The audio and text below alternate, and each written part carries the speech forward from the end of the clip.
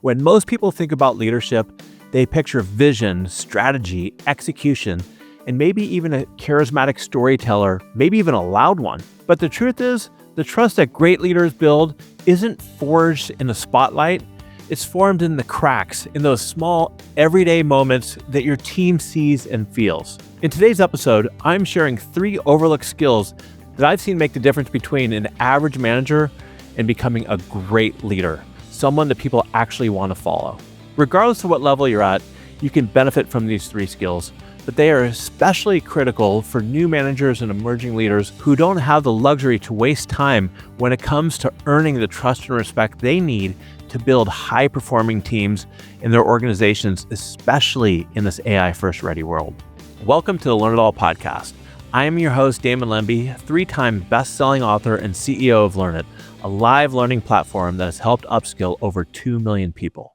My mission is simple: to serve growth-obsessed leaders who believe that leadership isn't born or made, it's always in the making. All right, let's jump in. Skill number 1, showing up even when you don't feel like it. Whether you're a parent, a coach, or leading a team, this is something that you signed up for. And that means it's your responsibility to live up to your commitments. Here's the truth.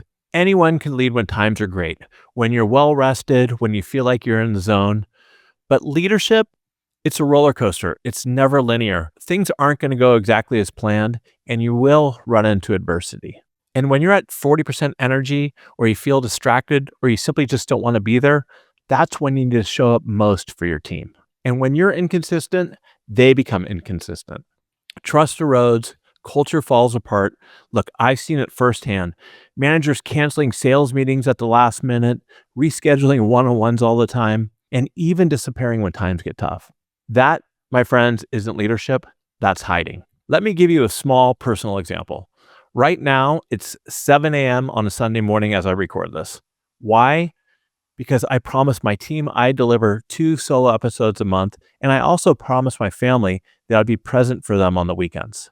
And the only way to make it happen is to get up early and get it done, not because I want to, but because I know this is what I promised, and also that there's nobody awake at the Lembi household before 10 a.m. on a Sunday morning, so I could get this done and get back to my family. So here's my advice on showing up. Look, I don't have a specific framework around this, but here's what I can tell you. You need to anchor it in your purpose. You've committed to this. You have a responsibility. You need to find the grit and the discipline to show up even when you don't feel like you want to. And when you do, I want you to write it down and give yourself a little pat on the back because you got it done and you made it happen. Not everybody will do that, but when you do, your team will see that they can trust you and they believe in you. And that's one of the main things that will separate managers from great leaders. You will undoubtedly face moments where emotions run high, tempers flare, and the stakes feel sky high for you. What you do in those moments, how you handle them, can make or break trust. And that's why the second overlooked skill is learning to pause. The pause is that tiny moment that you give yourself between feeling something and reacting to it. I'm sure you know exactly what I'm talking about. It's that tension in your body. You know, when your chest tightens, your blood pressure goes up, you feel those knots in your stomach, maybe your jaw clenches. But instead of snapping back or shutting down, you need to create a sliver of space. Look, it's super hard in a heated conversation not to overtalk somebody or not to just fly off the hook and send an email that you'll 5 minutes later regret. And that's because biologically, our wires are for us to react. Thousands of years ago, that's what kept us alive when those lions were chasing us. But today, it's just getting us in trouble in meetings. I had a great conversation on this podcast with Cynthia Kane, episode number 182. It's in the show notes.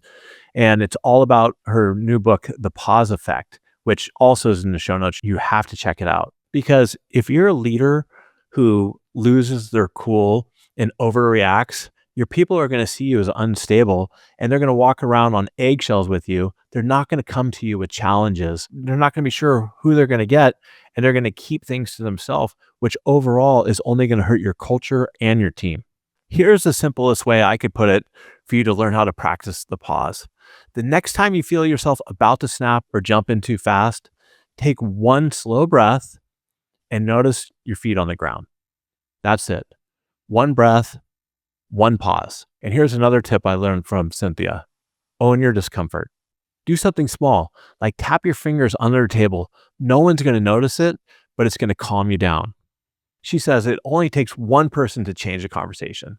And what she means by that is if you slow down, the other person has no choice but to adjust to your energy, and your pause literally shifts the whole dynamic of the conversation.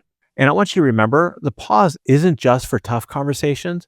It's also very useful in situations where you get excited. Take, for instance, a sales conversation where you're speaking with a client, they're sharing something that you feel like you can help out on.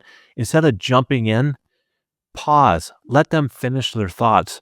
And a lot of those moments, they're going to share with you more gold that can help. So be intentional in learning in those tough situations or those excited moments to pause. Bottom line, when you pause, you project strength and you show your team that you can hold steady under pressure. Let's move on to our third and final overlooked skill. Even if you pause well, the weight of tough conversations and challenging setbacks can still stick with you. And the worst thing you can do is drag that into the next conversation you have or linger in a relationship you have with a team member, a friend, whoever it is. And that's why the third and overlooked skill is learning to let go. Another great guest that I recently had on the show is Mike Robbins, who ironically I played baseball against when he was at Stanford and I was at Arizona State. He gave me a powerful framework that I want to share with you here. Mike says that there are only really two ways to handle conflict. Number one is let it go completely. And he's not referring to avoidance. It's truly, like he says, deleting it from your hard drive.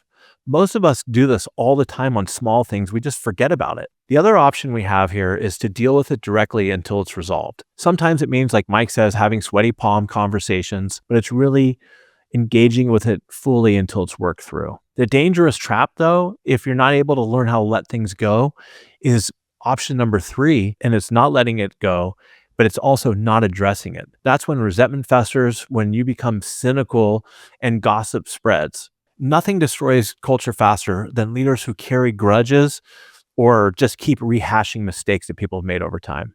So how do you learn to let go? Here are a few practices that Mike shared with me that will definitely help. Number 1, internalize it. Talk it through with a mentor or coach or a trusted friend. Sometimes you just need to get off your chest. Or another way is write it down and release it. Journal it, or just record it on a voice memo and just throw it away.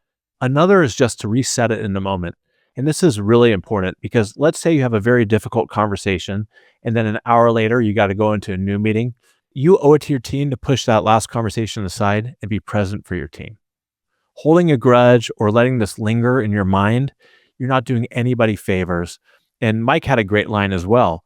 And he said, holding a grudge is like drinking poison and expecting the other person to die. You either need to let it go or deal with it. Don't get in the habit of dragging the past into the present. All right, so let's recap our 3 overlooked skills. Show up even when you don't feel like it. Pause in the heat of the moment. Learn to let go so you can be fully present. So here's my challenge for you. I want you to think about a specific situation that you have going on right now. Maybe it's a tough conversation or a meeting that you're dreading. I want you to think back to what we learned today, and I want you to apply what you learned, whether it's a pause, whether it's figuring out how to get up the strength to show up. First and foremost, if you want to be a great leader, you need to show up. And what I always like to say, learning without doing is treason. So find these real world moments and put into play what you learned today. Thank you so much for sticking with me today.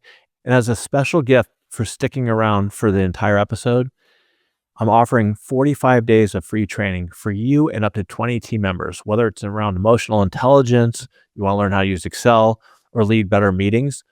Go to learnit.com/free. That's learnit.com/free and sign up there for 45 days of free training. Thank you very much. And until next time, stay curious, keep learning. Have a great day.